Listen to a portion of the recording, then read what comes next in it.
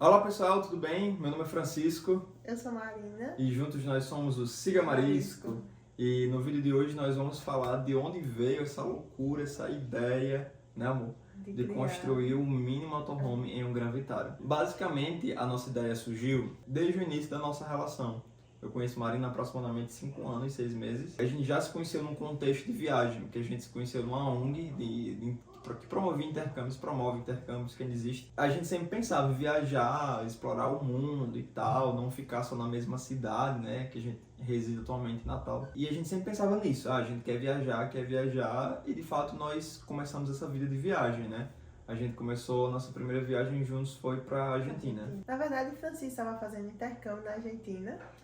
Eu estava em São Paulo na época fazendo um projeto. E aí eu já tinha passagem para voltar para Natal. Só que aí já que eu estou em São Paulo, vou pegar um voo rapidinho para Argentina e volto. Saía muito mais barato na época. E aí a gente fez essa viagem para Argentina. Francisco voltou, veio a pandemia. E aí a gente precisou ficar, né? Tomar todos os cuidados. E aí foi nessa época de pandemia que a gente ficou junto realmente, a gente ficou na mesma casa, que a gente começou a pesquisar o YouTube acabou nos mandando muito conteúdo de viajantes.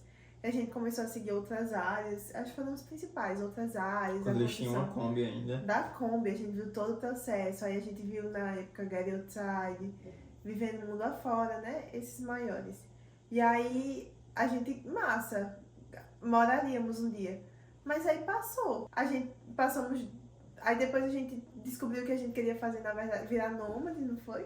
Uhum. E aí em 2022 a gente comprou nossa passagem para fazer um mochilão. E aí essa ideia do motorhome ficou de lado, vamos supor, até a gente se organizar. E passamos um ano na função de fazer 4 meses viajando pela América Latina. Então a gente passou esse um ano sem pensar em motorhome, só pensando nessa viagem à América Latina. Isso, porque quando a gente foi em 2022 viajar, foi muito um teste, né? Foi. Porque a gente queria testar se a vida do nômade digital, que é o que a gente via e consumia na internet na época, era possível. E eu sempre achava que era possível, tanto que eu evangelizava isso a Marina, porque a gente já trabalhava em casa, né? A gente já trabalhava remoto. E eu pensava, poxa, o que eu estou gastando aqui no Brasil é o que eu vou gastar lá fora. Claro, também com seus cortes, né? Assim, não uma vida luxuosa. Mas eu acreditava muito nisso, isso foi bem verdade. A gente viveu isso na Colômbia, no Peru, por onde a gente passou, a gente realmente, o que a gente gastava aqui, a gente gastou lá. Só que começou em alguns momentos a ficar um pouco fora de controle por coisas que foram surgindo na viagem que não estavam no nosso controle. Mas claro, a gente foi se organizando e deu tudo certo e voltamos. E quando a gente voltou já com esse pensamento, poxa... Na verdade, não. Não, o quê? Na verdade, no meio do caminho, quando a gente tava indo pra Cusco, eu vi no Instagram que Get Outside também estaria em Cusco. Que a gente tentou que só, mas aí eu mandei uma mensagem no Instagram de Get Outside. Olha, eu tô indo pra Cusco dia tal, vocês ainda vão estar por aí, a gente se encontra, não sei o quê. Aí eles disseram, sim, a gente vai estar, fale com a gente. E aí eu fiquei, nossa amor, a gente vai conhecer Get Outside. E aí eu voltei a consumir muito conteúdo deles. Principalmente deles, consumi muito. Só que acabou que a gente chegou em Cusco e por ironia do destino, eu fiquei muito, muito doente. Acho que misturou tudo, tanto a altitude, aí eu tive, né, problemas femininos e tudo mais. E aí não consegui encontrar eles. Quando eu melhorei, eles já tinham saído de Cusco. Mas aí a gente voltou poxa, é um estilo de viagem, talvez a gente se sinta mais confortável. E a gente começou a debater isso, que a gente tava viajando, mas a gente tinha muitos pontos que a gente não gostava da vida de nômade, vamos dizer assim. O que a gente estava vivendo no momento. E a maioria era essa, tipo, só tinha como ir para lugares mais turísticos, porque era difícil pegar transporte. Eu tinha que andar com muita coisa, a mochila era muito pesada. Eu lembro, não a mochila, a mala e carregar todas as malas, na verdade. A gente foi com a mala de mão de 10 quilos. Foi uma loucura, foi um erro, inclusive. E aí, hostel, a gente ficou em muitos hostels e muitos que, sei lá, a gente trabalhava, parecia que ninguém trabalhava e a gente precisava estar trabalhando num ambiente que não era de trabalho, dava aquela agonia. E aí a gente voltou a pensar, poxa, motorhome, nossa, a gente ter o nosso espaço dentro desse caos vai ser muito melhor. Aí foi isso, em mais ou menos, eu acho que setembro, não foi que a gente tava? Acho que mais ou menos setembro, agosto, setembro, que a gente foi pra Cusco, que a gente voltou a consumir motorhome e ficar muito, muito certo. Esse estilo a gente quer testar, é o que a gente esse estilo quer, a gente quer. Tem uma frase que eu falo muito pra Marina, que é o seguinte, que eu acredito que toda informação que existe no mundo, alguém já fez primeiro, ela já está documentada, ela já existe em algum lugar. Basta você realmente acessá-la. Então, isso que a Marina falou, tipo, todos nós precisamos realmente de uma casa, né? Seja uma casa presencial, física, né? Ou uma tiny house, ou uma barraca, o que seja. E um motorhome é isso, é uma casa. Então, não é você estar pulando de galho em galho, que é o que a gente fez. De hostel para hotel, de hotel para pousada, para Airbnb. E cada um é diferente. E você fica sem controle, porque tinha lugar que a gente ia, que a gente se hospedava, que tinha uma mesinha, por exemplo, para trabalhar. Aí já tinha outros que não tinha, e a gente já ficava, sei lá, trabalhando no sofá. Aí tinha uns que era silencioso, tinha outros que não. E isso ia afetando demais a rotina. Só que quando você está no motorhome, ali é sua casa. Seja um carro, seja uma van, ali é seu espaço. E você se organiza dentro daquele espaço. Então, por mais que você esteja de forma nômade, mas pelo menos a sua casa é sua casa, entendeu? E deixando bem claro, assim, né? A gente não é contra o estilo de vida de mochileiro e tudo mais, só que no nosso estilo, A nossa na perspectiva. vida que a gente tava vivendo, que a gente tava trabalhando sim de 8 às 18, em horários aleatórios, porque eu tinha clientes em Portugal, tinha clientes no Brasil, Francisco tinha clientes nos Estados Unidos, então a gente tava com vários fusos, né? Vários time zones. E aí ainda ter que se preocupar em comer, ter que se preocupar em onde trabalhar, ter que se preocupar com internet. Então, assim, o estilo de mochila eu faria de novo? Faria, se eu não tivesse essas obrigações corriqueiras. Se Fosse uma vida mais livre, se eu não precisasse estar de 8 às 18 no computador. É o melhor estilo de vida, é o mais econômico. E você conhece realmente muita gente. Você teria essa liberdade de tempo, e eu acho que financeira também, de estar conhecendo pessoas, de estar convivendo com o rosto. Só que nós não. Na verdade, a gente tinha que fazer o nosso horário, depois do nosso horário a gente estava exausto, ainda tinha que pensar em comida, tinha que pensar em cozinhar, tinha que pensar que próxima passagem comprar, o que vai dar tempo da gente fazer nesse lugar. E aí foi dentro dessa nossa perspectiva de nômades, de pessoas que estavam trabalhando, é tanto que a gente trabalhou muito mais do que a gente conheceu, do que a gente aproveitou, que a gente cogitou, pô, ter uma casa aqui seria fenomenal. E uma casa sobre rodas, então que eu posso fazer todo esse roteiro que eu fiz em 4 meses, eu poderia fazer muito tranquilamente, conhecer todos os lugares que a gente quisesse na época, né? Nós voltamos, né, no finalzinho de 2022 para o Brasil com esse pensamento, com esse desejo, e a gente começou a pesquisar. Foi. Só que nesse período, né, a gente ficou meio que um pouco dividido, porque a gente voltou muito cansado da viagem, né, psicologicamente, financeiramente e tal. Claro, foi maravilhoso, a gente repetiria tudo de novo, mas tem suas desvantagens, claro. Então a gente voltou nesse contexto muito cansado. E nessa mesma época a gente estava se solidificando, vamos assim dizer, na nossa relação. E a gente identificou que era muito... A gente já tinha passado 4 meses ali junto, né? De fato, full time juntos. A gente viu a necessidade de ter um espaço só nosso, realmente, não na casa dos nossos pais. Foi. Aí a gente foi, alugou apartamento e tal, e foi construindo isso junto, e a gente teve essa experiência, mas a gente tava ali no apartamento, né, construindo, mas com aquela coisa, né, poxa, mas eu quero estar viajando, poxa, eu tô aqui, mas eu quero estar lá, eu quero viajar também, tipo assim, isso aqui é provisório e tudo mais. A verdade é essa, a gente sempre pensou, porque o que aconteceu? Quando a gente voltou em outubro, exaustos, eu tava exausta mentalmente, eu tive vários problemas de ansiedade e tudo mais, porque eu tinha pegado uma demanda muito alta de trabalho para suprir o que eu precisava financeiramente para pagar a viagem. E aí quando a gente voltou, nossa, vamos relaxar na casa dos nossos pais, né? Vamos ter esse aconchego e tudo mais. Só que a gente começou a sentir falta um do outro, mas a gente precisava ficar junto. E aí tá na casa dos pais, queria dizer, Francisco estaria na casa dele, e eu estaria na minha casa com meus pais, e a gente sempre se veria, a gente tinha super essa liberdade com a nossa família, de Francisco dormir na minha casa, eu dormir na casa dele, a gente passar semanas juntos, independente da casa, se fosse na dele ou na minha, isso não tinha problema, mas a gente queria esse relacionamento, assim, todo dia a gente tinha passado 4 meses com nossas dores, nossas coisas, e a gente precisava disso, e então a gente voltou em outubro, quando foi em dezembro, no início de dezembro, a gente já tinha um contrato fechado com o apartamento.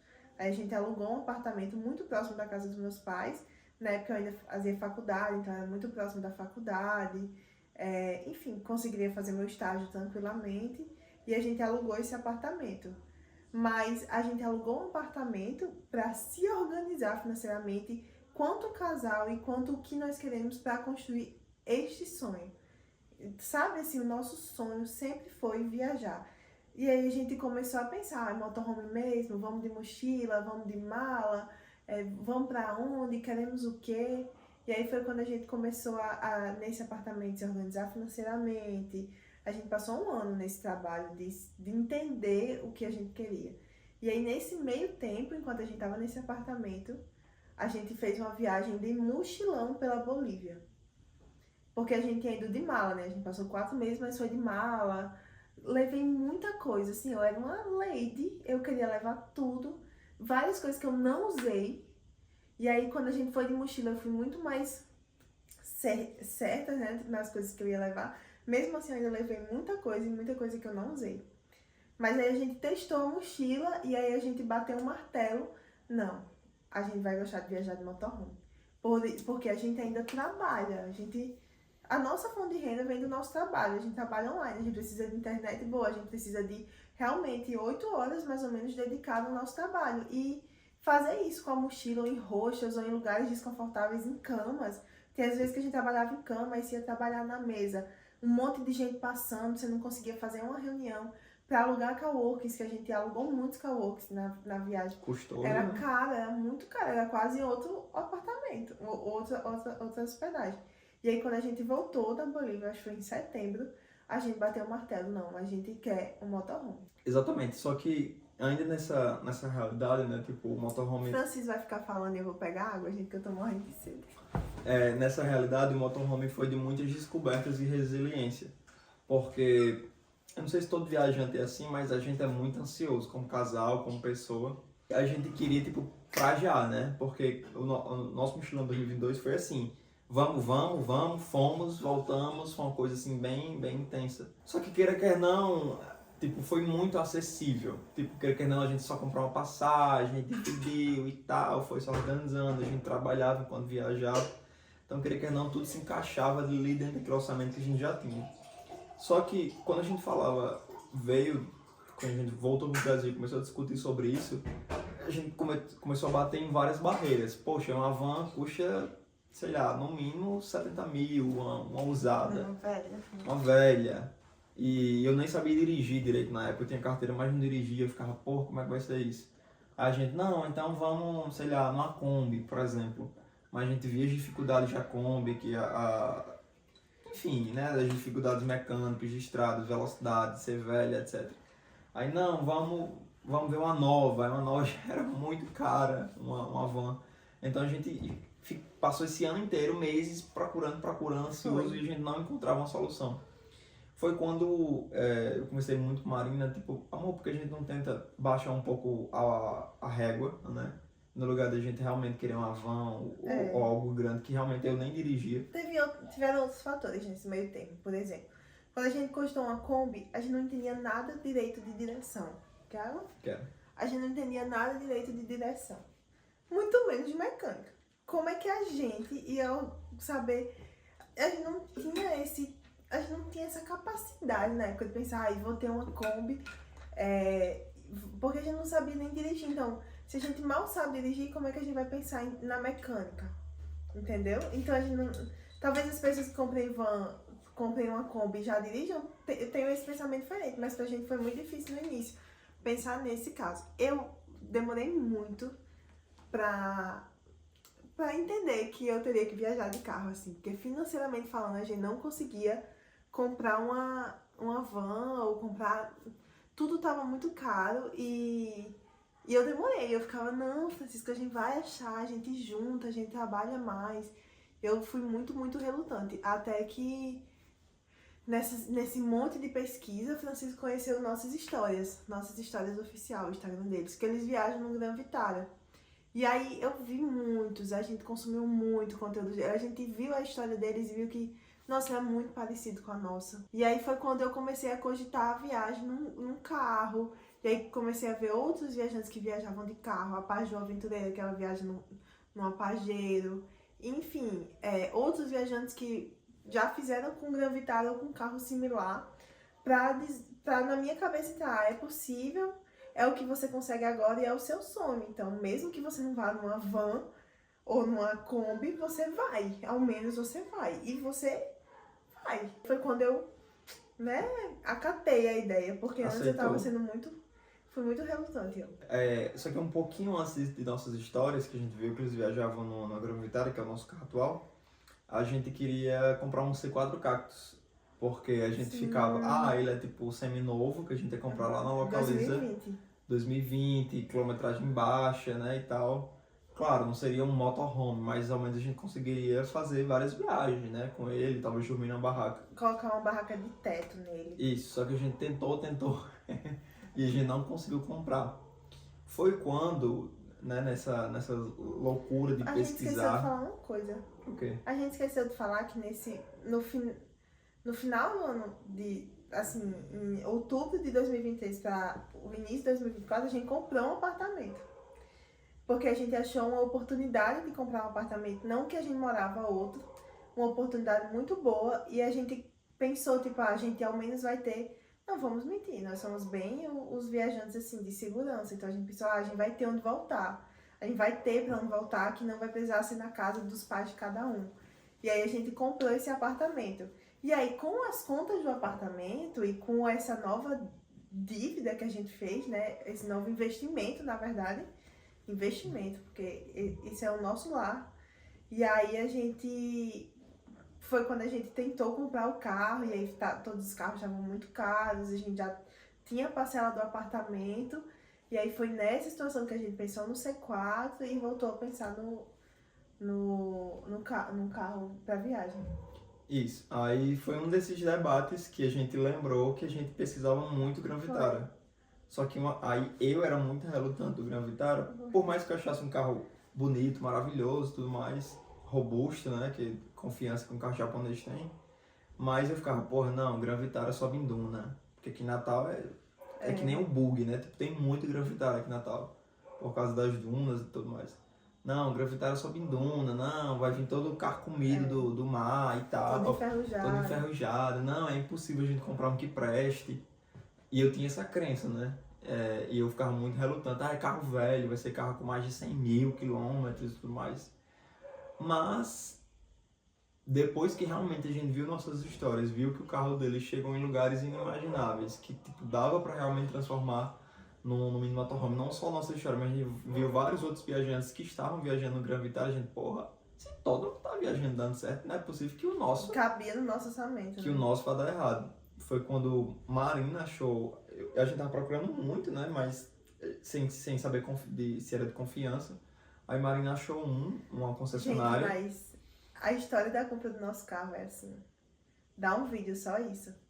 Porque Francisco passou o dia tentando fazer financiamento online de carro e a gente já tava assim muito, muito exausto. E aí eu comecei a pesquisar, tipo, hashtag Gran Vitara, coisa assim no Instagram. E a hashtag Gran Vitara Natal, alguma coisa assim. E aí eu fui em várias concessionárias assim no Instagram pra ver. E aí eu achei, mandei uma mensagem de noite, tipo assim, 10 horas da noite do dia anterior, pra ver se esse carro ainda estava disponível, se tinha como visitar. Quando foi 8 horas da manhã do outro dia, o cara já tinha me respondido, olha, esse carro ainda tá aqui na loja, não sei o que, venha visitar. A gente saiu pra visitar o carro, pra conhecer o carro. No mesmo dia a gente saiu. Pode ter sido afoito da nossa parte e isso não é recomendado, né? Por quem geralmente compra carro, porque é importante ir em várias concessionárias. Perfeito, carro. Só que ele atendeu todos os requisitos que a gente tinha. Tipo, a gente fez um laudo cautelar. É muito difícil um carro como o nosso ter tudo original. E o carro estava completamente original. Tava tudo ok com documentação. Eu vi vários vídeos, tipo, como comprar um Gran Vitara, por exemplo. E o que checar, O carro estava intacto, não tinha um sinal de ferrugem para um carro de 12 anos. A gente checou portas embaixo do carro, que são os lugares que geralmente tem ferrugem, e tipo, intacto, o famoso carro de shopping, né? Aí a gente tava dentro da nossa entrada, dentro do que a gente podia comprar, pô, é esse, não tem mais o que procurar, a gente já tava doido caçando um carro como esse. Aí foi quando a gente realmente trouxe pra casa e foi tipo, uau! Vou tentar colocar o vídeo aí pra vocês. E foi muito emocionante, porque, tipo assim, a gente comprou, não só na intenção, nosso primeiro carro, mas a gente comprou, porra, esse vai ser o nosso primeiro motorhome. É tanto que lá na loja, quando a gente foi sair com o carro, a gente falou pra um senhor que tava ajudando a gente, né? E eu disse, nossa, moça, eu tô tão feliz que a gente tá comprando esse carro pra fazer uma casa nele, não sei o que. E ele, sério, o meu sonho é fazer uma viagem dessa de moto com meu filho. E eu fiquei pensando, nossa, tanta gente sonha isso e, tipo, não para pra construir, não tem nem tempo a maioria das pessoas de construir o seu sonho, né? E aí eu tava ali com um carro que seria o meu primeiro protótipo, assim, pra viver na estrada. Nossa, eu fiquei feliz, assim, eu passei uns 2 meses olhando e não acredito que tem um carro na garagem. Esse carro é nosso, Francisco. Pois é. Senão Até eu hoje a gente tava. fica babando, né? Até hoje a gente sai assim, né? A gente mora no prédio, aí a gente sai e dá de cara com o nosso carro. E, meu Deus, é o nosso carro. É. Aí vocês podem pensar, então vocês compraram o Gran Vitara só por causa de preço? Não.